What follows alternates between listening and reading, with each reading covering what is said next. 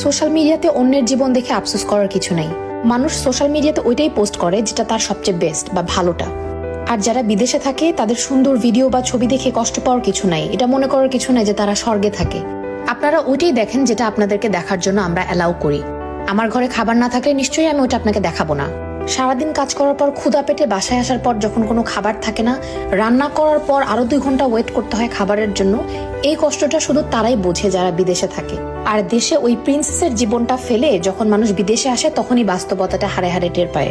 আর যারা বিদেশে থাকে তাদের যে কি কষ্ট, ঘরে বাইরে সমান তালে কাজ করতে হয়, এটা আপনি যতক্ষণ না পর্যন্ত বিদেশে আসবেন ততক্ষণ পর্যন্ত আপনাকে বোঝানো সম্ভব না।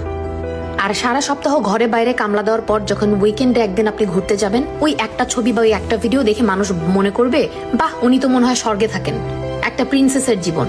কিন্তু ভাই, জীবনটা তো সহজ না। অবশ্যই ভালো আছি আলহামদুলিল্লাহ। আর আপনি তখনই ভালো থাকবেন যখন আপনি আপনার নিজের